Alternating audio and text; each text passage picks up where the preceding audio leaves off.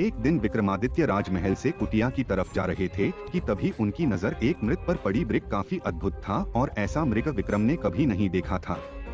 उन्होंने धनुष हाथ में लिया ही था कि ब्रेक उनके समीप आकर मनुष्य की बोली में उनसे अपने प्राणों की भीख मांगने लगा। मेरे को मनुष्यों की तरह बोलते देख विक्रमादित्य को बड़ा आश्चर्य हुआ। विक्रमादित्य ने पूछा कि तुम मनुष्यों की तरह कैसे बोल सकते हो? मृग ने कहा कि यह सब आपके दर्शन के प्रभाव से हुआ है। विक्रमादित्य की जिज्ञासा अब और बढ़ गई। उन्होंने उस वृक्ष से पूछा कि ऐसा क्यों हुआ? तुम ब्रेक बोला, मैं जन्मजात मृग नहीं हूँ। मेरा जन्म मानव कुल में राजा द्रुपद के यहाँ हुआ है। अन्य राजकुमारों की भांति मुझे भी शिकार खेलने का बहुत शौक था। शिकार के लिए मैं अपने घोड़े पर बहुत दूर तक घने जंगलों में घुस जाता था। एक दिन मुझे कुछ दूरी पर ब्रेक होने का आभास हुआ और मैंने आवाज की दिशा में बाट चला दिया। दरअसल में आवाज के साथ भारत योगी की थी, जो बहुत धीमे स्वर में मंत्रोच्चार कर रहा था। तीर साधु की कनपटी को छूता हुआ एक वृक्ष के तने में घुस गया। मैं अपने शिकार को खोजते खोजते वहां तक जा पहुंचा। वहां कोई मृग नहीं बल्कि एक साधु बैठा था। साधना में पड़े विघ्न के कारण साधु के क्रोध की सीमा न रही। साधु ने मुझे शराप देते हुए कहा, वह मृग के शिकार करने वाले मूर्ख युवक, आज से तुम ऋषि योनि भागेगा और आखिर को से अपने प्राण बचा था इसी वन में भटकेगा। मैं तपस्वी के चरणों में गिर पड़ा और उनसे क्षमा याचना करने लगा। मेरी आंखों में पश्चाताप के आंसू देखकर साधु को दया आ गई।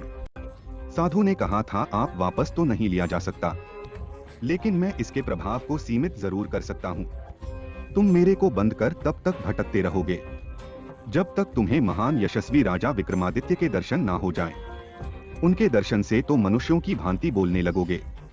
विक्रमादित्य ने कहा, तुम्हें मेरे ग्रुप से कब मुक्ति मिलेगी और तुम अपने वास्तविक रूप को कैसे प्राप्त करोगे?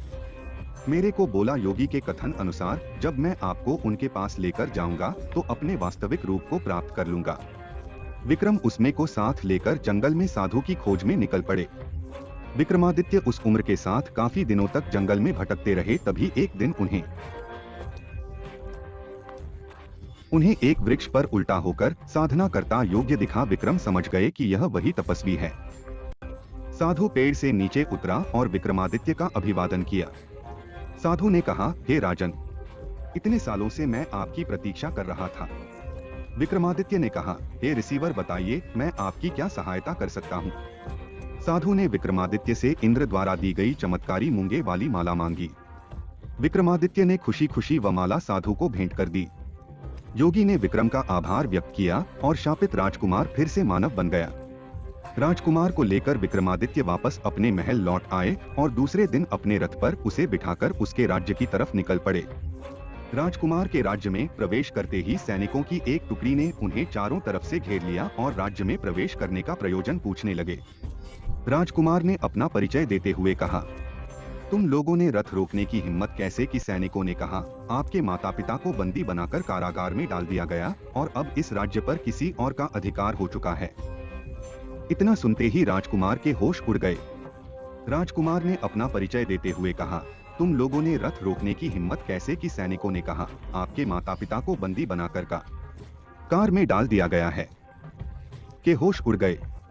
विक्रमादित्य ने उन्हें अपना परिचय नहीं दिया और खुद को राजकुमार के दूत के रूप में पेश करते हुए कहा कि नए शासक के सामने दो विकल्प हैं, या तो वह असली राजा और रानी को उनका राज्य सौंपकर चला जाए या फिर वह युद्ध के लिए तैयार हो जाए। सेनानायक ने विक्रम का उपहास करते हुए कहा कि युद्ध कौन करेगा? उसको उपहास करते देख विक्रमादित्य का क्रोध 7वें आसमान पर पहुंच गया। उन्होंने अपनी तलवार निकाली और उसका सिर धड़ से अलग कर दिया। सेना में भगदड़ मच गई। सैनिक दौड़कर नए शासक के पास गया और सारा हाल कह सुनाया। नया शासक तुरंत सेना लेकर विक्रम और राजकुमार की तरफ निकल पड़ा। विक्रमादित्य इसी ताक में बैठे थे। विक्रम ने जादुई तिलक लगाया जिससे वह अदृश्य हो सकते थे। अदृश्य होकर विक्रमादित्य ने दुश्मनों को गाजर मूली की तरह काटना शुरू कर दिया। जब सैकड़ों सैनिक मारे गए और दुश्मन नजर नहीं आया तो सैनिकों में भगदड़ मच गई और राजा को वहीं छोड़ अधिकांश सैनिक युद्ध भूमि से भाग खड़े हुए। उन्हें लगा कि कोई पैशाचेक शक्ति उनका मुकाबला कर रही है। नए शासक का चेहरा देखने लायक था। भय के कारण बहुत थर-थर कांपने लगा। तभी विक्रम ने अपनी तलवार उसकी गर्दन पर रख दे और अपने वास्तविक रूप में आ गए। विक्रमादित्य परिचय देते हुए कहा कि या तो इसी क्षण या राज्य छोड़कर भाग जाओ या प्राण दंड के लिए तैयार रहो। बस शासक विक्रमादित्य की शक्ति से परिचित था। उसी क्षण उस राज्य से भाग खड़ा हुआ वास्तविक राजा और रानी को उनका राज्य वापस दिलाकर विक्रमादित्य